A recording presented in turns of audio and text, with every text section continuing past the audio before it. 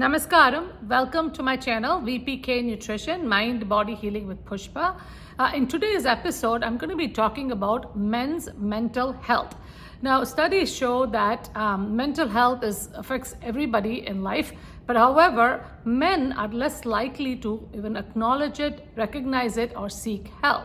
So in modern medicine, we generally talk about the physical symptoms and physical health, but we really don't focus too much on the mental health. However, Ayurveda and yogic traditions give more importance to mental health and keeping the mind calm and happy in order to be functioning well in the world around us. And again, if you don't take care of your mental health, it also leads to physical problems.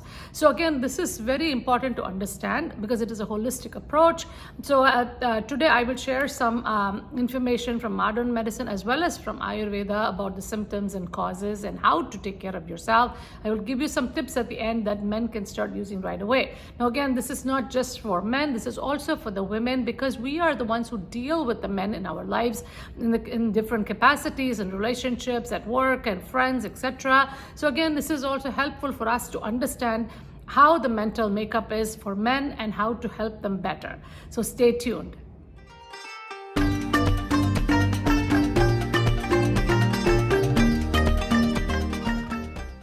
Welcome back, everyone. First of all, I want to thank all my viewers for watching regularly and giving me feedback. So if you've already subscribed, that's fine. But if you haven't already done so, please do consider subscribing. If you like this video, give it a thumbs up and also share with your friends and family so they can also be benefited.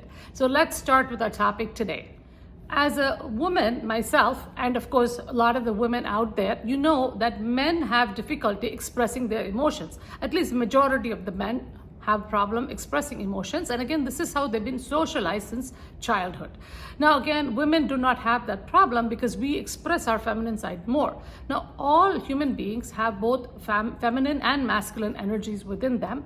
So this is in the Eastern traditions, the yin and the yang, or the lunar energy is usually the left side, and then the right side is considered to be the solar energy. So when you look at the brain, the left side of the brain is responsible for logic and reasoning, scientific reasoning, and this is correlated with the masculine energy. And then the right side of the brain is responsible for the creativity, intuition, art, etc. And this is usually correlated with the feminine energy. So we want to have a balance of these two to feel completely happy and in touch with our authentic self.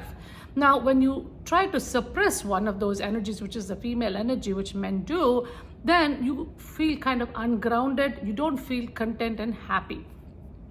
So generally in society, women do not have a problem expressing themselves because it is accepted as a norm. However, due to societal pressures, a lot of men suppress their emotions right from childhood. They're taught to do this and they suppress their emotions, and then again, these emotions have to go somewhere, so they kind of distract themselves or escape into work, become workaholics, or they escape into sports or video games nowadays. So all of these things just take them away from even dealing with what they're facing inside. So they keep pushing it down so much, it just starts to eat away at the subconscious mind. Others, of course, ignore it or downplay it. They don't even acknowledge it. And some people don't even know. They go through it for so long. They become so desensitized to their emotions that they're not even in touch with their feelings or emotions. So when that happens, they're not only affecting their own mind and body, but they actually become desensitized to their partner's emotions, whether it is the women in their life or others around them. They become so desensitized to their environment, so they cannot live a fulfilling life emotionally, mentally, spiritually, and also physically. And this eventually starts to manifest as physical illnesses and also anxiety, depression, etc. So it's very important for men to understand this, and it is okay to be able to express yourself and release a lot of these emotions in order to feel happy and healthy. Before we delve into some of the symptoms of mental health disorders, let's look at some statistics. Mental Health America, the organization I mentioned before, has recognized June as Men's Health, and so that's why I thought this is an appropriate topic for today. So I got these statistics from their website, and it is good to know how many men are affected and how many don't seek help. Some of the statistics are: number one in 5 adults experience a mental health problem in the US every year, according to the National Institute of Mental Health. Number 2, 6 million males in America are affected by depression every year. Number 3, there are 5 major mental health conditions affecting men. These are: 1 is depression, about 6 million people. Number 2 is anxiety. About 19.1 million adults ages 18 to 54 have an anxiety disorder. Number 3, bipolar. 2.3 million adults are affected by this, with equal number of men and women. Usually age onset in men is about 16 to 25. And then number 4, psychosis and schizophrenia. 3.5 million are diagnosed in America, and 90% diagnosed by age 30 are men. And number 5, eating disorder. About 10% of those diagnosed with anorexia and bulimia are men, but they are less likely to seek help than women.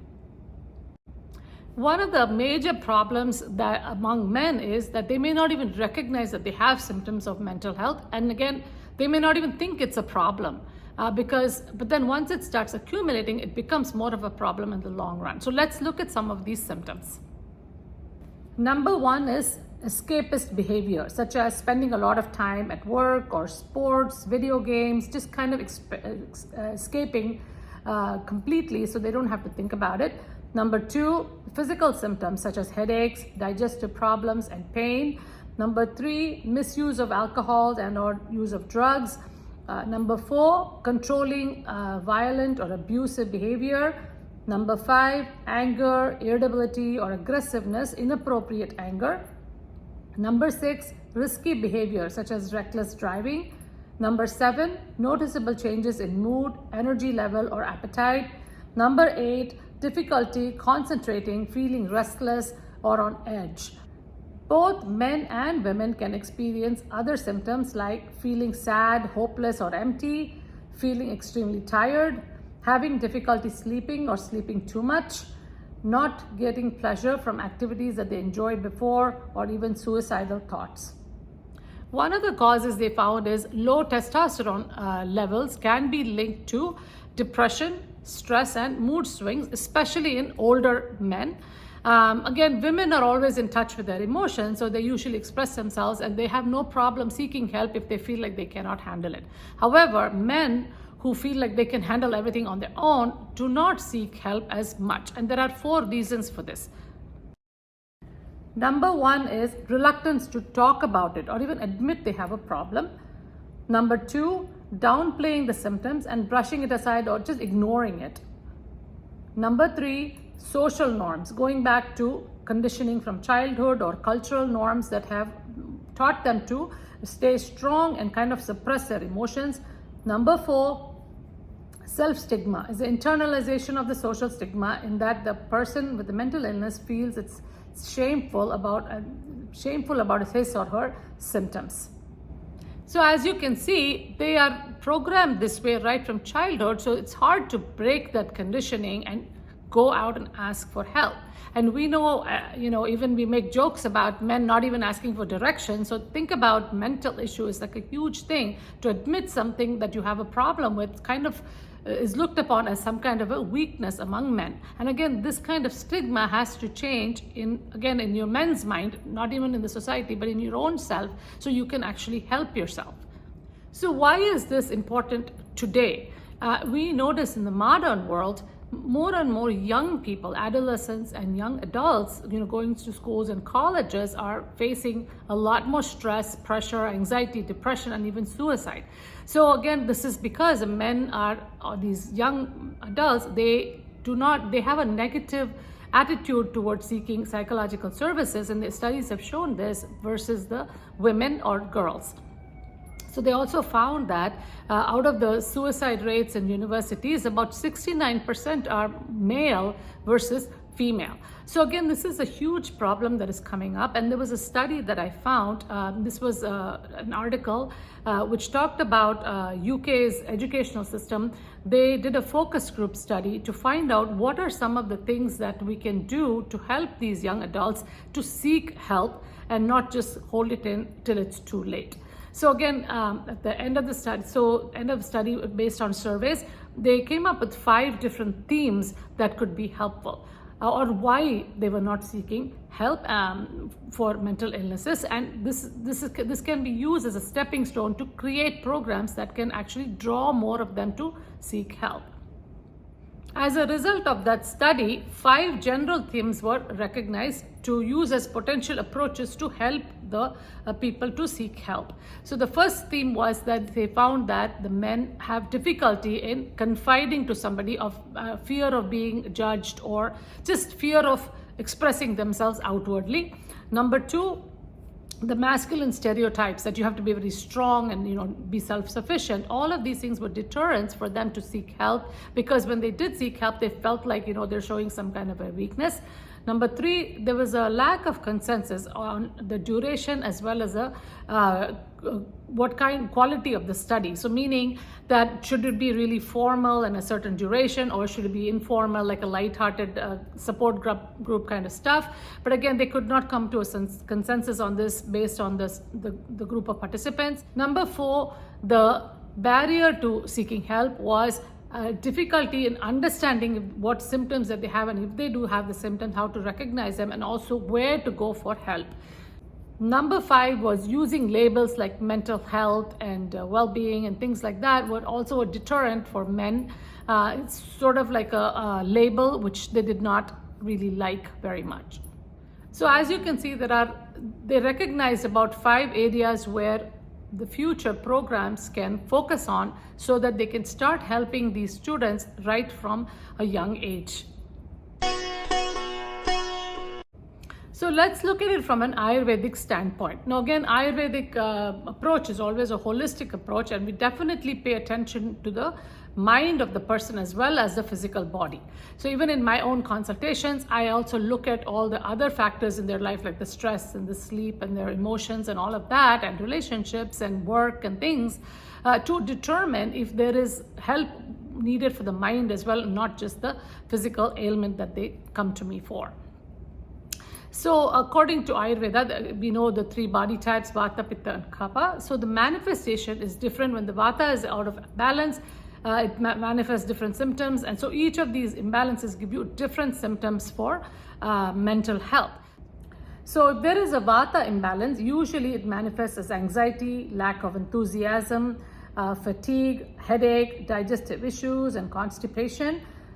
Pitta imbalance manifests as anger, irritability, aggressiveness, heartburn, GERD, gastritis, diarrhea, etc. Kapha imbalance manifests as depression, withdrawing from social life, kind of staying to yourself, overeating and drinking, and lack of control over your indulgences in sensual pleasures. Again, lack of movement, inertia, and also escaping into video games and things like that. So as you can see, the 3 different imbalances manifest completely different. Again, if you are of that particular body type, that is going to be more imbalanced than anything else, especially when you are so usually your symptoms reflect your personality as well. So if you are a Vata type, you are going to get very winded and all of that, just like I gave you all of these symptoms. So once you know your imbalance, it is much easier to fix it, because you can follow a Vata pacifying diet or a Pitta pacifying or Kapha pacifying diet and lifestyle. So this is basically the Ayurvedic approach. Again, we are doing a whole body approach, and that's why it makes it a lot more easy to treat the person, rather than talk about it as mental health, which is kind of a stigma, especially among men. So what are some of the tools that can help you right now to understand your mental health and also help yourself? Number 1 is get in touch with your vulnerable side. Show your vulnerable side. Don't hold it all in, but try to find somebody you can talk to in a safe space. It could be a spouse, a partner, friend, a colleague, or even a therapist, because the more you are stuck in your mind, you really cannot think very objectively. So it's better to seek help outside with somebody that you feel comfortable with, so you can feel better. Generally, partners or spouses also would appreciate that, instead of just withdrawing into your own world, because then they feel even more frustrated because they cannot help you. So this is number one. Number two is mindfulness meditation. Now again, try to be more aware of your emotions. Try to understand, because this is the biggest problem. You don't understand you have it. So sit in meditation for maybe 5 to 10 minutes, either in the morning or the end of the day, and just see what kind of thoughts and emotions are coming up. If you see a lot of negative thoughts coming up or whatever, it is okay. So kind of watch them, understand them, and then let them go, and also understand that you do have them and it is okay. So accept that it is okay to have these emotions, and it is not a non-male thing to have. So this is the key to that. Number three is journaling. Now, if you're not able to let go of your thoughts in mindfulness, at least you can start journaling them. Again, sit down maybe at the end of the day, write down some of the stresses that you've gone through at work or home or wherever it is. Write it down, and if it is a problem that you see in front of you, pretend it's a problem that a friend is facing, and then just kind of write down some solutions that you can give advice to your friend. So once you do that, we're actually very good at giving advice to others. So once you do that, then you can go back and read that for yourself, and then reflect upon that and start helping yourself that way.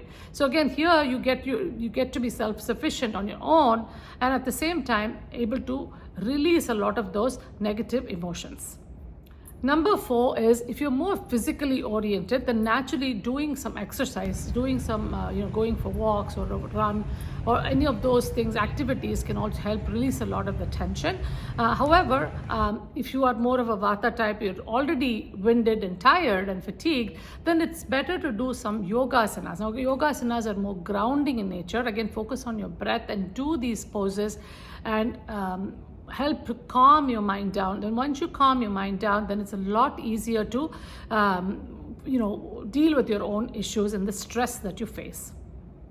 Number five is practice nadi shodana, or alternate nostril breathing. I did do a demo on that, and I have it in have the link in the description. You can look at it. Of course, I would definitely recommend learning from a teacher. It's basically you're doing the alternate nostril breathing. So left side is the lunar side, right is the solar side. So when you're doing the alternate nostril breathing, you're actually balancing both the female and the male energies in the body, releasing a lot of the subconscious emotions that you're bottled up or holding on to. And this actually gives you clarity of mind and makes you a lot lighter mentally. Number six is meditation. Now again, if you know how to do meditation, fantastic. Just do that every day, at least for 10 to 15 minutes. Find that quiet time and space. Do it at the same place every day. But if you're not used to it, you can definitely do some guided meditation. There are a lot of YouTube videos out there. You can do that, or you can even just sit in for 10 minutes quietly and watch your breath. Even that would give you a certain calmness. Once your mind is more calm and serene, you can actually think more objectively and help yourself in whatever you need to do. Hope you learned a lot of information today, and also I gave you some tips that you can start right away from yoga and Ayurveda. In summary, mental health is common to both men and women, and how we deal with it is different. But give up the conditioning of society and start expressing yourself more. Try to seek help as well if you find it's difficult for you to deal with it on your own. There is no fear. There is no fear of judgment. Again, we have to let go of some of those conditionings in order to make that journey inward to your authentic self. And again, remember, once you start doing more and more of these practices, you will automatically feel much lighter. And not only that, you will feel a lot more joyful. Your physical ailments will also get better. And also your relationships will get better as well. Remember, you're not just responsible for your own health and life, but you're also affecting the life and health of other people around you. So unless you take care of yourself, you cannot be of use to anyone else around you. So again, listen to your body, observe your mind, and help yourself, and see you again next week with a new episode. Have a wonderful week ahead.